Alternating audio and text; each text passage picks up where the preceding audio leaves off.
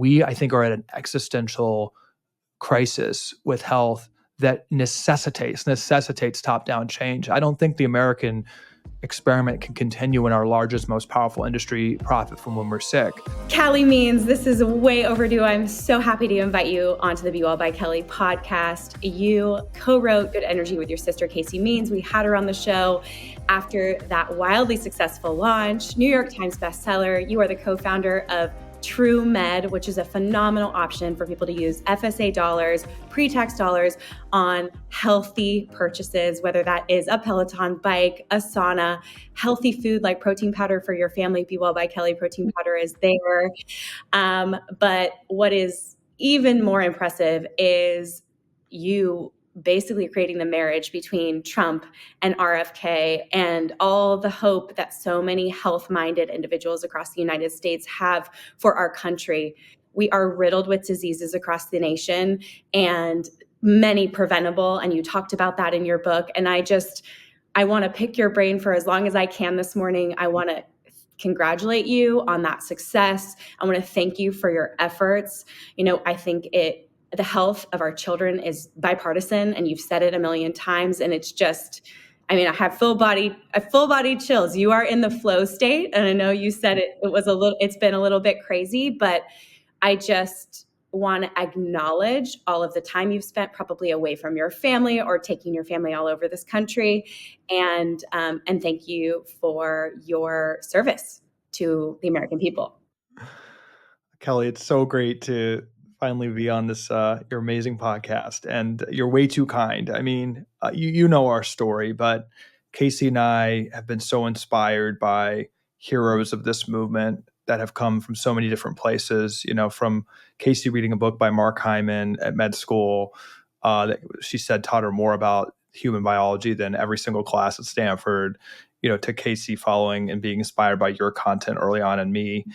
And if I made any contribution, it's really because I was a political hack early in my career, and I just could not get out of my head, like learning from Calley, learning from you, learning from so many other heroes in this space, like the disconnect between the political resonance of what's happening to kids and what's happening to our health, and the clear visceral impact that's having on Americans and how they're caring about that, how the most popular podcasts and books are all about this topic, but it wasn't gaining political resonance. It wasn't the main topic of what the two major party candidates were talking about. And then Bobby Kennedy clearly showed, whatever you think of him, he showed that there was some real resonance in this idea of chronic disease.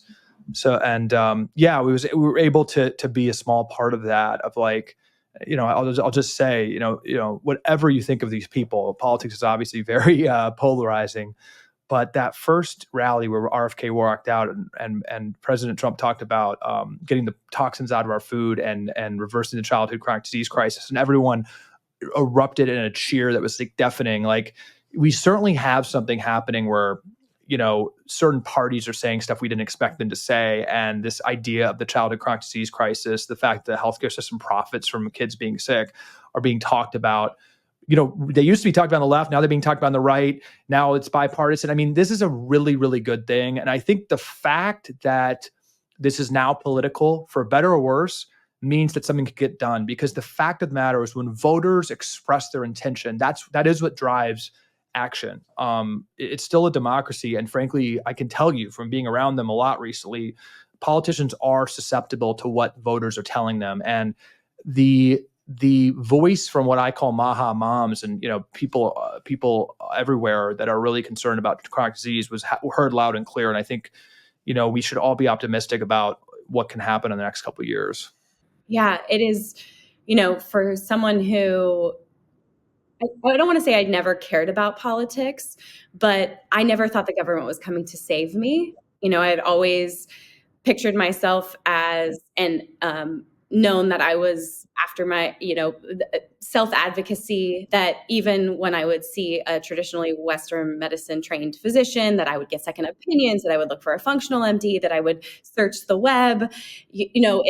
There's a lot of moms out there and dads out there that either their children have a health crisis or they've personally had a health crisis and they haven't had answers and they felt sick and they felt brain fog and low energy. And then they walk their children into school and they're being given ultra processed foods and sugar, and they're saying no, but maybe they feel uncomfortable standing up for their children. They feel uncomfortable standing up against, the administration of their specific school or the sports team, the coach, the room mom, the team mom, and standing up for health because it's just everywhere. So what I see and what I've felt over the last couple of months is maybe there's a light at the end of the tunnel that we can clean this up. Like, what is the future? What future and what are your hopes that the administration can do moving forward? I mean, so many great points there. I think you hit on this macro. Let's hit on the macro point you said, and then I'll drive into what I think can get done. But this macro point you brought up is top down versus bottoms up. I mean, obviously the culture is being pulled from the bottom up, where millions of people are buying, products, healthy products like you're making, and listening to content like yours, and buying books and taking matters into their own hands. And that's huge. And that's why we wrote Good Energy. What my philosophy is, we like to talk about personal responsibility, but I don't think we can lie to ourselves that I think are at an existential crisis with health that necessitates top-down change. I don't think the American experiment can continue when our largest, most powerful industry profit from when we're sick. And when you look at what's happening in America with 80% of adults being overweight or obese, I mean, this is just completely unacceptable. And, and then 50% of teens being overweight or obese. And the USDA after the election said it's now 38% of teens have prediabetes. So when you look at stats like that, I think there's something clearly systemic happening from our largest industries where, Americans are being pushed into incentives, into terrible outcomes. And I always point to like Italy, where they live 7 years longer than Americans. I don't think we're lazier than Italians. I think clearly there's something from the top down, and health is political. When you look at the journey of a baby, even pre-utero, right? Moms are, infertility skyrocketing because of the toxins in our environment. Birth has totally been medicalized. It's like a 35% C-section rate. There's, babies often born in utero with metabolic dysfunction now.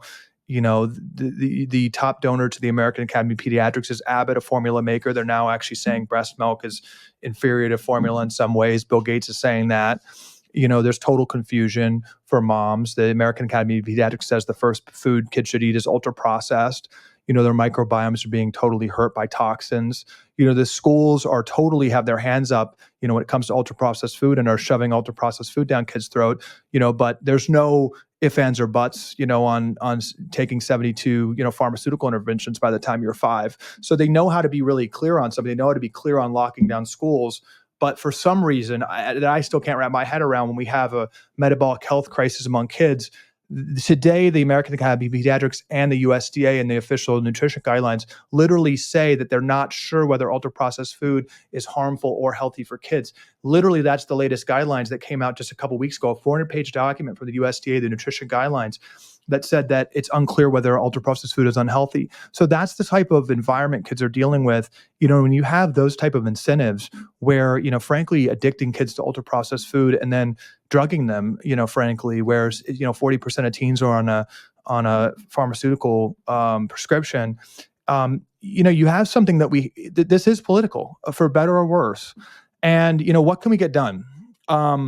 I have a very, kind of simple framework in my head. And I think, obviously President Trump and Bobby are going to be solidifying this. And this is just my opinion. But in my head, phase 1 of MAHA in the first year is bringing the American people along to the truth and resetting science. Everything rests on the science. Everything rests on the fact, again, that we're being told that ultra-processed food can be healthy. That the NIH right now, they're not studying why we're getting heart disease so much, why cancer rates are at an all-time high, why Alzheimer's rates are at an all-time high. 90% of the NIH is on accepting those realities and then having ineffective Alzheimer's, management techniques, in more innovative statins, more metformin, more Ozempic. And that leads into the standards of care where, when you're a kid and you're a little bit sad, you get an SSRI. SSRI rates have doubled among high schoolers in the last 5 years. There's an explosion of statin, metformin prescriptions among teens.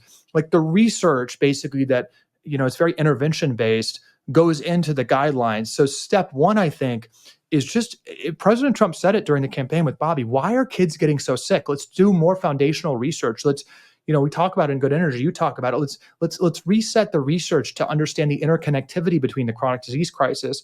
And then that's not necessarily doing all new research. It's looking at what we have existing. But that then goes into phase two, which is that with the American people along on that journey, we can reset the standards of care. Again, Americans, I think, want to thrive and want to be healthy. I think that's a big lie we're told. I don't know many people that want to be sick or want to be diabetic or want to be obese. I think that's a kind of a lie the medical system tells us. So if we're able to bring people along, not that it's their fault that we're all sick and our kids are sick, but that we've really had the wrong research paradigm, then we can start changing the incentives and the standards of care of the healthcare system. And TrueMed's a small part of that, but I think it really just doubles down into a doctor-patient relationship and what the doctor's saying to the patient. If the doctor said to every single mom and every single kid, you are going to shorten this kid's life, you're going to 4x this child's chance of suicide and depression, you're going to have inevitable other comorbidities if you give your kid ultra-processed food, and if your child has poor metabolic biomarkers, which is true. If we had that, and then incentives for that kid to be healthy, incentives for that kid to be in the sunlight, incentives for that kid to practice mindfulness, to not eat poison, to move, that would change our society. We're not, it's not a nanny state. We shouldn't be shoving broccoli down kids' throats, but right now we're shoving drugs down their throats. Like we're not giving anyone choice. We're not, there's $4.5 trillion we spend on healthcare a year. It all is basically to profit from sickness. So step one is get the science right. Step two is change the incentives. Right.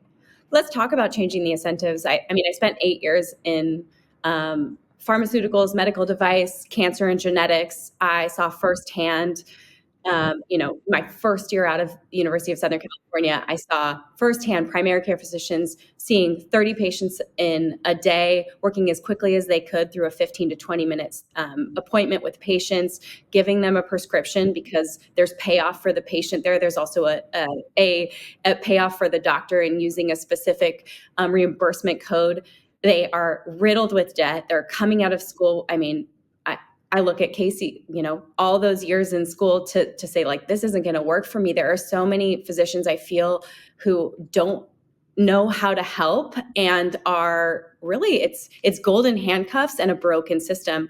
How can we fix that system to incentivize physicians to educate themselves in the space of holistic wellness, nutrition? It feels like we're eating an elephant and one bite at a time, but what can we do there? Well, the one bite at a time thing is important. I want to make clear to everyone. I think the big goal that I've talked to Bobby, the team, about in my head is in the next 4 years is changing consciousness. We're not going to solve every single problem at once, but I think the problem is that we see the healthcare system right now. It's a sick care system where doctors aren't trained about nutrition. They're only trained about how to profit from disease, where the medical incentives only kick in once we're sick to manage the disease. I think the real victory of the next 4 years would be that we see health in a different way as a country. We're talking about policy in a different way. Right now, it's all about management of disease. But if we can actually change to both political parties fighting over more MAHA principles of how to reverse and prevent disease, that's actually a profound change. So I would caution everyone. I think we need to have unimpeachable wins and then celebrate those wins. And frankly, I'll just be crass political. I want those wins to deliver a political benefit to President Trump in the midterms and show that this new coalition of MAHA moms and young people and different demographic groups that voted Trump for the first time is solidified based on this issue, so that the Democrats in the 2028 election will be fighting over those voters too, and suggesting other MAHA policies. And I think that's great. So some examples that I have of how to change incentives, my brain goes to what are popular, brash, politically resonant things. So let's just go through the agencies. I had a really interesting conversation with a dean of one of the top med schools in the country, and he said that the professors are very entrepreneurial and the NIH sets the guidelines of what's studied. When the NIH, which is the largest source of research funding in the world by far and really sets the agenda for medical study, because all the other kind of incentives flow from what the NIH sets. Right now, as I think I said, they are 90% pharmaceutical R&D. They're studying, Alzheimer's management techniques, not why people are getting Alzheimer's. I can't express, and this is what the president or the dean of the med school said. If you change that to like, why are we getting Alzheimer's in the first place? That then incentivizes all the professors to actually change their grant proposals and their research focus to get that NIH money, and the school changes how they see. So it was actually an interesting advice he gave. It's just that is where the incentive for the school flows.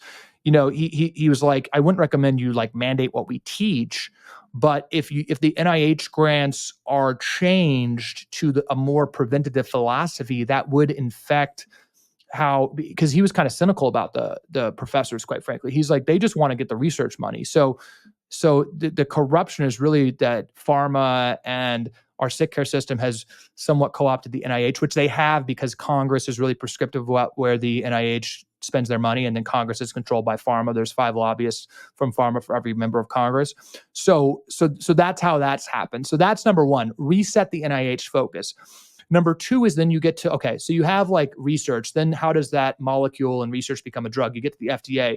The FDA, which basically sets the standard for what's an appropriate medical intervention, whether it's a device, a blood test, or a drug, they are totally co-opted and 75% funded by pharma. You can't just make that up, right? The industry that regulates the pharma industry is 75% funded by pharma.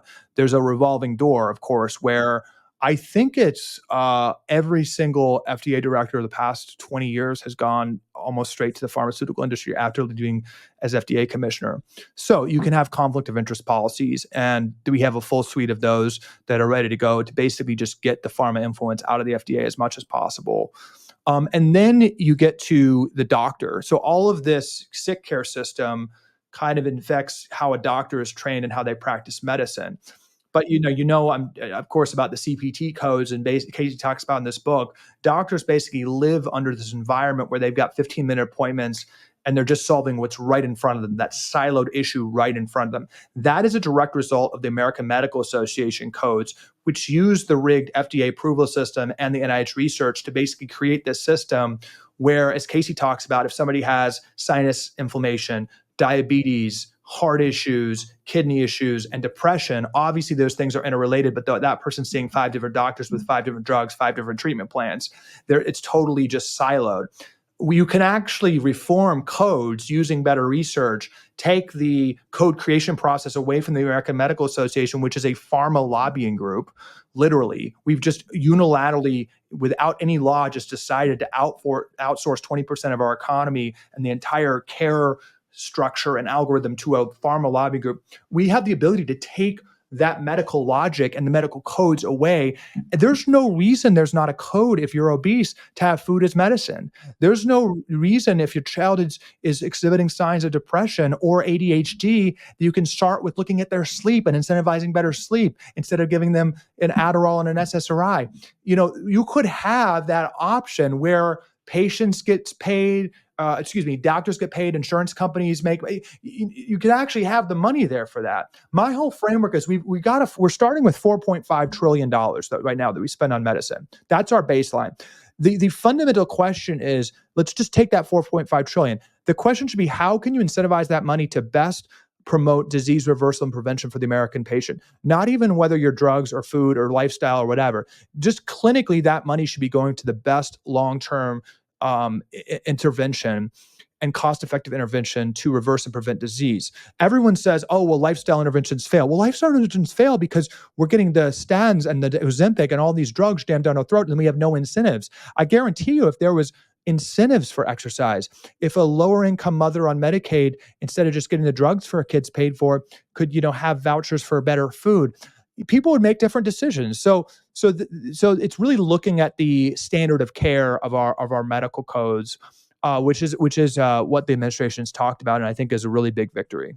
Oh, it'd be a humongous victory. I can tell you, in looking at the first 8 years of my career, being on the traditional side of medicine, and then moving into having a functional nutrition clinic and working with functional MDs, for the last 12 years, where my number one goal with clients and their patients that we had, especially if there were metabolic markers, type 2 diabetes, hypertension, PCOS, my job was to take those blood tests that were in diagnostic tests that those doctors performed and to get in the kitchen with these clients to reverse these diseases, to get them off these medications. I can tell you firsthand that if anyone was on type 2 diabetes medications or even a statin, the goal was to reverse that with food and lifestyle. And I've seen it done dozens and dozens and dozens of times.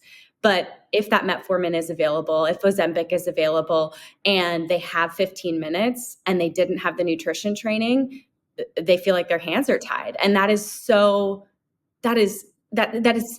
hard for me to sit down with a client, especially like close family friends. We lost my father-in-law, and he had hypertension, type 2 diabetes, multiple strokes, was in and out of memory care. And when you get in conversation with these multiple physicians, they don't know the medications that other physicians are prescribing. The stack is unbelievable. The symptoms, the consequences to that can be life-threatening, and it was in our case. Like, it's heartbreaking. And never once was my father-in-law told that he could bring his blood sugar down, except for me, and I'm fighting the good fight, coming down with my husband on the weekends to visit and like cleaning out a pantry. But it's hard, I think, for that generation too, where we rely so heavily on, they relied so heavily on marketing. Like, oh, this is a healthy food option, and my doctor says this. So there is some skepticism when it comes to, their daughter-in-law busting through the door going like, we can change all this. And sometimes when it's happened for years and years and years, it's really, really heartbreaking because you lose people you love. I mean, I'm sure you get this all the time, and Casey and I get these calls. I really think there's a risk for people, particularly with quote unquote great medical care. I mean, speaking to a very, VIP type person, an influential person who's got a life-threatening condition, and everyone at the hospital is trying to be a hero and come in and intervene. And that's the calling card of the medical system right now. It's like, if you talk about, right, if you're like a Johns Hopkins surgeon and you're talking about taking omega-3s or talking about, eating, more, grass-fed beef or, more antioxidants, you sound like a total wacko. You need to cut somebody open. You need to be prescribing a exotic cocktail of pharmaceutical products. Like, that's serious medicine. And, often, right, especially when something's like serious and life-threatening, that's actually pouring gasoline on what's led to this problem, which is ignoring of the root cause. So Casey and I, have thought about this a lot, and some other podcasts in the book kind of trace the history of it. I mean, I really think it goes to World War II. Like, we had like epic trust of institutions after World War II, and like the food industry was feeding the world, and the pharma industry created antibiotics to help win the war. And I think the past like 70 years has been like kind of this co-opting of like these good industries to basically capture our government and make money, to where, processed food in some degree, like being able to ship it across the world, it's a good thing, when Europe was decimated. But now it's like, we've basically made it into a science experiment where we're able to hijack our biology to make us basically want to eat more. And the byproduct of that is all these chemicals that make the food more addictive, but also are destroying our cellular health and microbiome. And then, the medical industry has totally shifted from acute solves like the antibiotics to chronic disease management, which is much more profitable because the patient doesn't die right away, but they suffer and then continue to rack up more comorbidities and continue to get on more lifelong pills. So I do think, I actually think like I talked about, like the changing consciousness, and the big goal of this MAHA movement in the next 4 years is to actually change consciousness on what's happening. And frankly, to be blunt, like, weaken trust in the medical system. Everyone says that it's like bad that trust in the medical system is declining. Like, that is a very rational and very good thing. And, as we talk about in one of the chapters of the book, trust the system on acute issues. If you're about to die right away or have an infection or have, a burst appendix or a complicated childbirth, like, Absolutely. But that's only 5% of medical costs right now. 95% of the medical cost is basically just profiting from this chronic condition. And we should not trust the system. We should not trust the system when a prescription pad is pulled out for a statin, for an SSRI, for metformin, for Ozempic for our kids. Like, we should be questioning that, because I think you alluded to this too just now. And the doctor should be really clear about this. It is nothing wrong with saying that there's a room for pharmaceuticals, but the goal of the American patient should be to not be on pharmaceuticals. Like, it is very problematic once you go down that road. I was just talking to a parent recently, who's very awake, who's watching your content, who's reading Good Energy, who's reading Mark Hyman, and she's just totally stuck. Right? She's totally in this like situation where a pediatrician aggressively prescribed antibiotics, and now there's just this whack-a-mole where the child is just continually getting sick again and again and again, needs more antibiotics. The doctor knows nothing about the child's microbiome, said, I don't know about that. I don't know about risks of antibiotics. The doctor has it. No, nothing. But obviously what's happening is, like, when you intervene one time, it creates this cascading situation that the medical system doesn't even lift a hand at. They have no idea. But there's weirdly an incentive. There's actually is an incentive. The doctors, I don't think, trying to wipe out the child's microbiome with the antibiotic and like get them on this treadmill of unidentified and hard to diagnose continued issues because they're totally screwing up their cells in the gut. But there is an incentive for that, because that child is like racking up more visits, more money. They're probably going to have more and more serious comorbidities that rack the system up more and more money over time. So weirdly, there is an incentive for that. But yeah, what can we do? I mean, it gets back to clear English from our medical authorities like the NIH and USDA. Like, kids should not be fat. Like that, it's nobody's fault. It's actually the system's fault. But like, we need a all out front war to get kids into better weight and better metabolic health, not through the use of drugs, but by attacking the root cause. Kids should generally, as a rule, not be on pharmaceuticals. Like, if we have an explosion of pharmaceuticals, that's not a good thing. We should be getting them off pharmaceutical products and figure out what the root cause is. Like, we need like clear communication like this. No, I completely agree with you. I feel so horrible for your friend who's going through that with their child. As a mom, and moms share so much and dads share so much of the trials and tribulations of being a parent. Not only are you trying to like emotionally be there, have them be seen, feel secure, but also to look out for their health. And what has fired me up so much from this standpoint is that I look at Sebastian, and I'm not sure that our story. Like, Sebastian had a beautiful pregnancy. We had a horrible delivery at St. John's. He was put in an ambulance with my husband, taken to Children's Hospital Los Angeles, pumped with TPN nutrition, which is basically like, glucose canola oil through his artery through a tube. He was given steroids. He was given antibiotics. He was given pharmaceuticals. I was in a state of shock, and then you're looking at that going like, I worked so hard for this microbiome and this vaginal delivery. And it's like, it's gutting for me to like see that. And then he had eczema, and he has, they're checking him for asthma, and he has chronic sinusitis. And it's like, and I look back on, why did I even get into health and nutrition, and why did I care so much about it? And it's like, I felt out of control with food when I was in high school, and had access to all the Costco foods in my pantry, from the frosted animal cookies to the Triscuits, the Wheat Thins, the Bagel Bites, the taquitos. I mean, like, you name it. Like, it was, my parents trusted the system. They brought everything in for us. We had, free reign at whatever snacks we wanted. And then I dealt with sinusitis my whole life, only to find out I was diagnosed with celiac disease, figure that out. And then my, sinusitis clears itself up. I had been on multiple rounds of antibiotics. So I'd learned so much just getting into my own career. And then to have my son, who you've never, this, you're a father, you never loved anything more in your entire life. You're like just ferociously protective of this human, to feel like I didn't have control over that and to work back from that. But I'm constantly, like, whether it's an ear infection or a sinus infection, I'm constantly double checking with a pediatrician, being handed a prescription, telling my husband, we're going to wait. We're going to wait. We're going to wait. But it's so hard to continue to do that.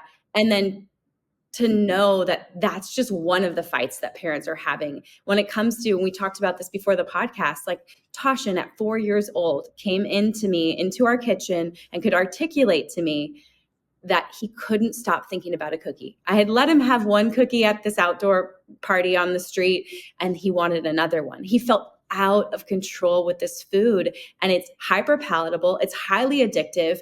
And there is this sort of group think that we can't have candid conversations with our kid about processed foods, it being addictive, it not being healthy growing food, that it will disrupt their microbiome, that will dysregulate their blood sugar, it will lead to metabolic dysfunction. Like, knowing what you know, like how are you talking to your, like how are you going to talk to your growing family about the foods that you're bringing into your house, and what would you like to see change when it comes to the USDA, the FDA, the regulations around what's considered GRAS status? It's a great question. And I think, man, I think what you just described, I think what I talked about at the beginning is like, there's such a difficult, let's just take being a mom in this country. It's so hard. I mean, you're right. Like the most woken up moms find themselves in these really harrowing everyday decisions, right? Where some problem with the medical system, it could be the fact that we over medicalize birth and have so many issues with birth, and the child needs, has some issue, needs more antibiotics. It's going to hurt their microbiome. It's lead to other issues. And then you have this cascading, problem with that. That's very common or whatever. And then it's scary because you have the medical system just saying you're basically a terrible person if you go against guidance, right? That's I think what's so kind of nefarious about this, about basically what's happened with the research is that you get the medical guidelines of the American Academy of Pediatrics saying that a overweight 12-year-old needs to take Ozempic as the first line defense before dietary interventions. And then you're about to have parents being called anti-science for saying that healthy eating might be the way to reverse their child's obesity. Just as you have parents pressured to put their kids on, antibiotics often, but even more importantly, these chronic disease medications like statins and SSRIs. You see this a lot. I mean, you see that the kind of medical weight on forcing a parent to do an intervention and get their kid on this kind of treadmill is really problematic. And I think that frustration has been channeled into this MAHA movement. Clearly, if you grew up in the United States, which you did in Washington, D.C., I don't know what your food life looked like growing up. I will say and there were way less additives and dyes and chemicals in the foods, even when we were younger, even though the processed food was there. What would you like to see? Like, how would you like to see the government step in for, keep the American population safe? And then how are you stepping in personally with your own family? Because I like you said, it's not always it's got to be top down and bottom up. We have to meet in the middle. It's twofold. One is we just need the truth from the government. So you mentioned exactly my situation with my parents of how they trusted the food pyramid. And I grew up with the Kraft singles and the high carb diet and the processed food because the food pyramid was basically a marketing document for ultra processed food through rank corruption. So I just can't really stress this enough. I don't think we give this enough credit. The American people actually listen to medical advisors. Like, smoking went down when the Surgeon General said so. Like, we listen to the food pyramid. We listen to, generally, when you look at statistics, right, Americans listen and adhere to vaccine guidelines. We adhere to locking down the country in about 1 day with COVID, when Dr. Fauci said to do that. Like, so better or worse, we actually do listen when the medical community says something very strongly. So the first thing that needs to happen is we need much more simple and much clearer nutrition guidelines that I think should be as simple as we should eliminate ultra-processed food as much as possible from our diets. We should at least have, a vast majority of our diet as whole food. I really like that one because I think you've gotten totally lost. We've gotten just totally sidetracked on this peer-reviewed research, human randomized control study debate on whether it's, the thousands of toxins or the food dyes, or the seed oils or this or that's making us sick. And we're isolating each variable. It's like that totally misses the point. That's exactly what the food industry wants us to do, is have this massive debate that's happening on Instagram and all these people say, we need more research. I got lectured from a doctor recently that we need more human randomized control studies on whether microplastics are bad for kids to be eating. It's like 0.5% of a child's brain is plastic right now. Like, we don't need to wait 10 years for a human randomized control study to know whether bombarding our child's body with a bunch of microplastics is a good thing or bad thing. But that's where we've come to with science. We've lost track of all common sense, and it's a game, and it's a rigged game. What we need is basically eat whole food.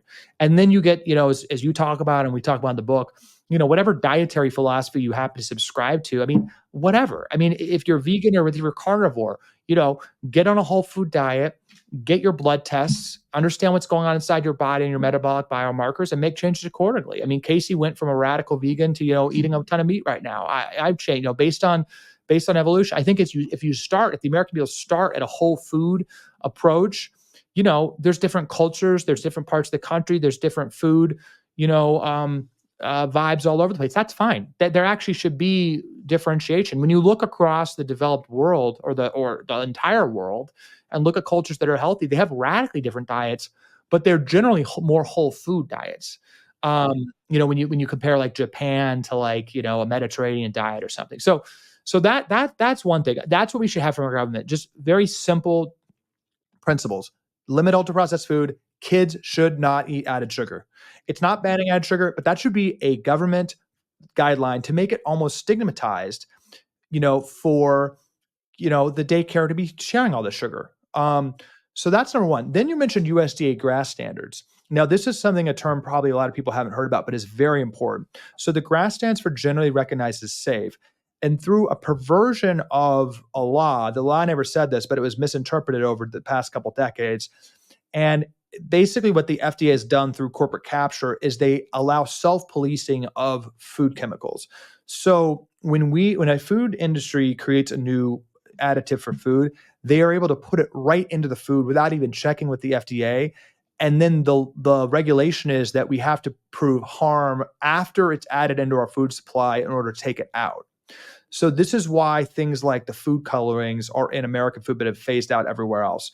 Or chemicals like atrazine, which really is a severe hormone disruptor. There was kind of a meme going around of Alex Clark or Alex Jones saying that, it changed the gender of frogs.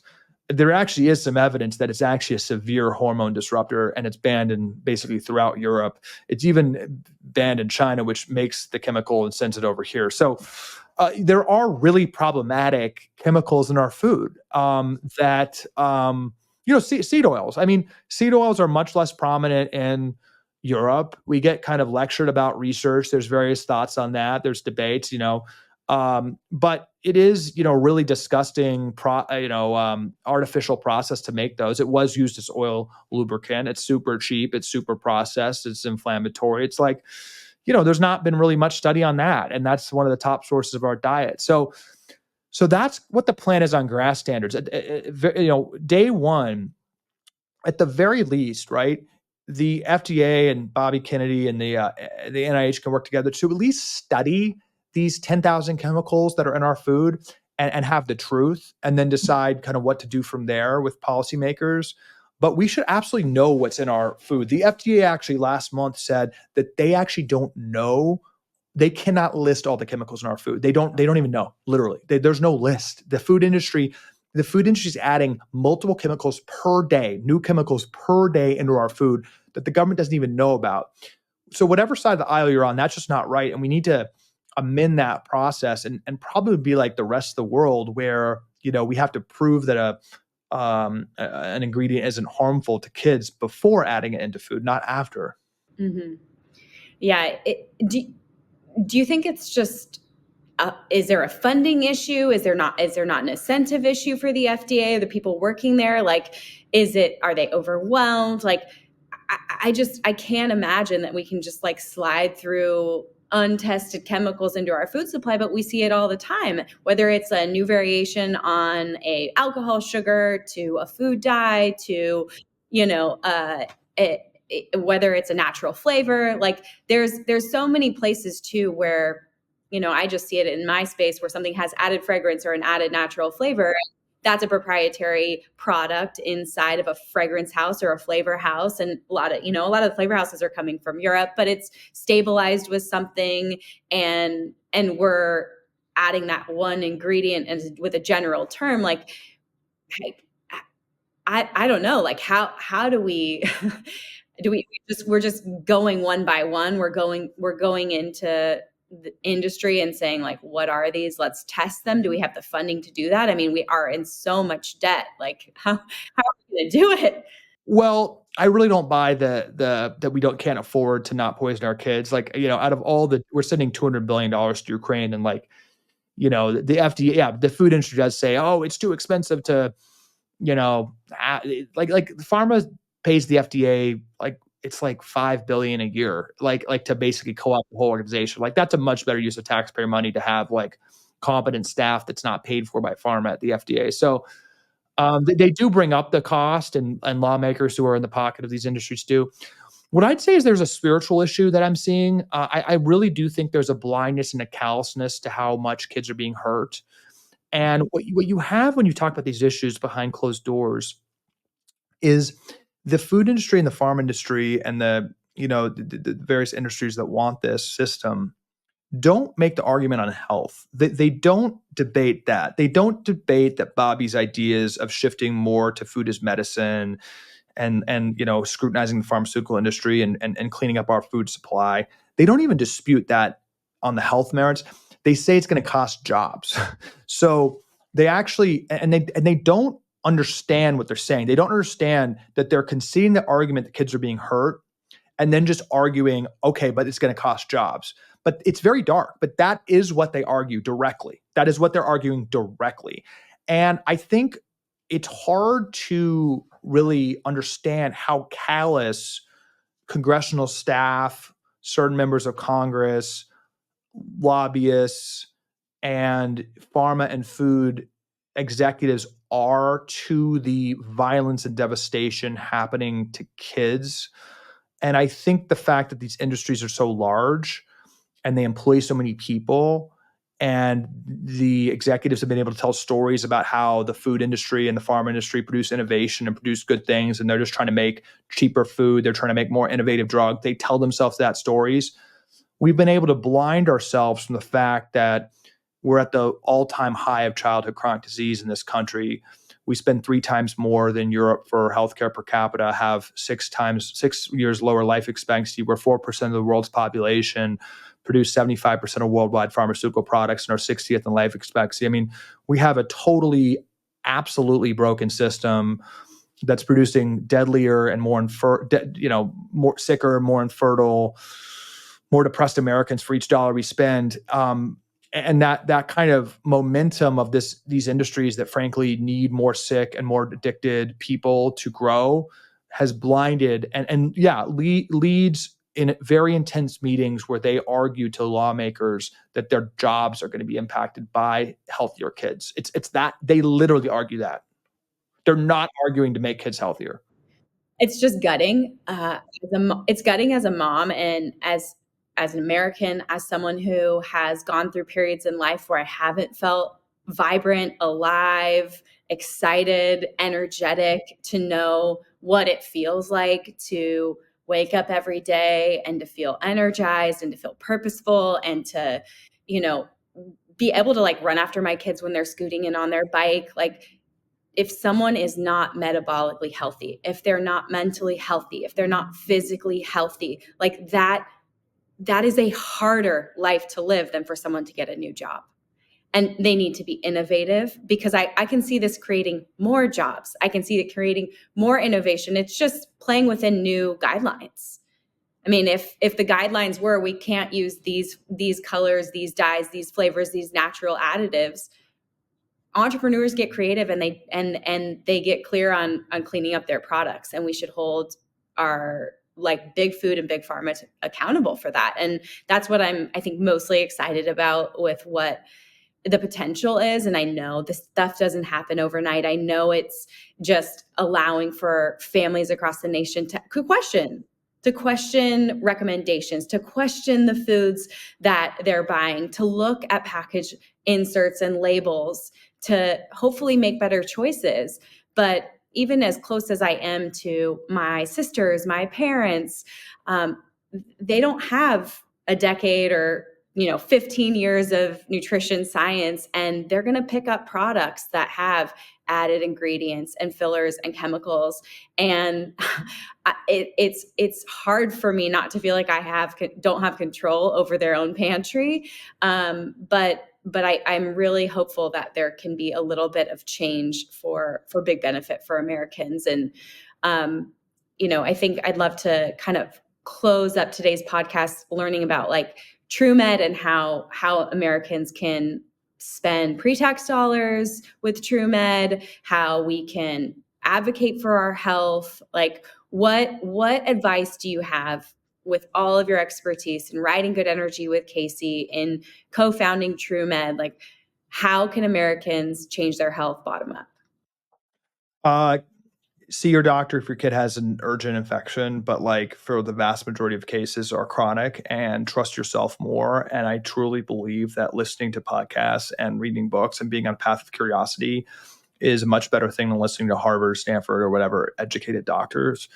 I think I always, talk about animals in the wild that are not chronically sick and obese and diabetic, and we're born with an innate sense of what's good for us. The sunlight, fresh food, movement, and that's taken away by trillions of dollars of incentives. So I think a lot of people are obviously on that path, but I think even clinically, it's just like it's insane actually to listen to the medical system on chronic conditions with the record that they have.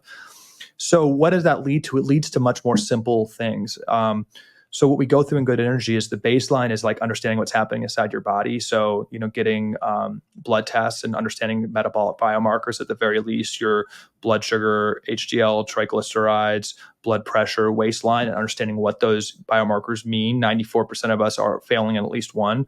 And then, you can do more, robust tests like Function Health or other companies to understand what's going on inside your body, companies like Levels to understand your glucose. I do think the biowearable thing is really important because it's bringing, I think, the role of the doctor's office outside. The doctor's office doesn't promote health, actually understanding what's happening inside your body. I mean, I've gotten a lot of benefit from my sleep and understanding, just how dramatic, my sleep is impacted by whether I work out during the day, things like that. So I think understand the data is clear, and then starting with simple principles. If you see an acute issue from that data on something to handle very acutely, like an autoimmune issue or some kind of nutrient deficiency, probably be worth seeing a functional medicine doctor. But if you're just overall trying to improve your metabolic biomarkers, right, it's not eating processed food. Start with that. Start with taking seed oils, added sugar, or highly processed grains out of your, diet. For the most part, you're going to see dramatic effects. And what I've been blown away by with Good Energy, I mean, I honestly thought these were too simplistic. I thought the bullet points of shopping lists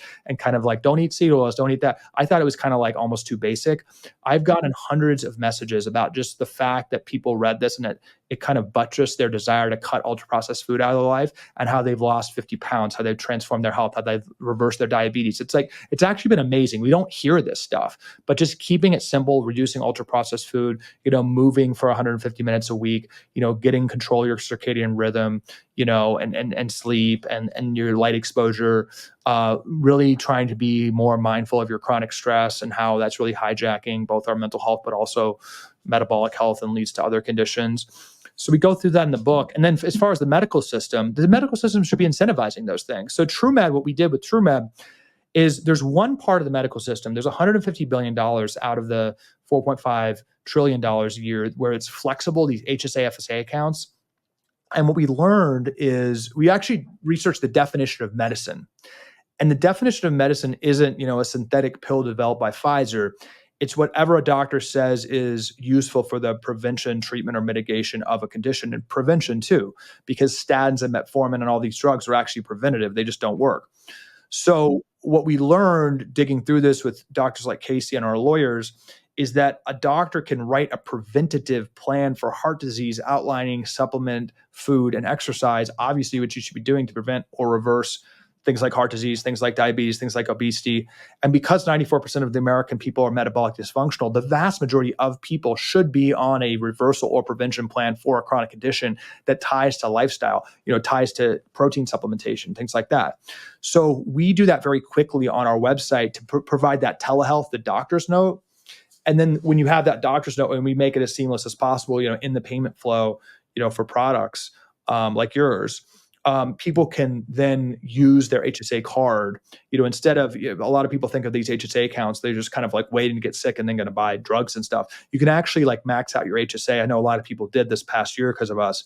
And now that's the new year, they can use their HSA funds to stay healthy. So, we're really proud that we're selling a good percentage of Pelotons and have increased sales to Peloton, to 8 Sleep, to a bunch of the leading fitness companies and supplementation companies. So I think it's a good thing if more healthcare dollars are going to those items rather than waiting for people to get sick and go to drugs. So I think it's the bottoms up and tops down. I mean, everyone should keep keeping it simple. Again, understand what's happening. If you have some kind of unidentified issue, absolutely, I think level it up. But you should have that information to know whether to level up. If it's general kind of health improvement, keep it simple. And then as that happens, our healthcare system from the top down should be incentivizing the right things, and recommending the right things. So that's kind of my framework for change. No, I think it's amazing. I think for so many people listening, health and taking care of themselves here at, listening to the Be Well by Calley podcast, they are about health and wellness. They are about being proactive. And so what I wanted to educate them on at the end of this podcast was that FSA and an HSA are these savings accounts. So go back to 2024, look at all the money that you spent on things like Asana, protein powder, AG1, supplements.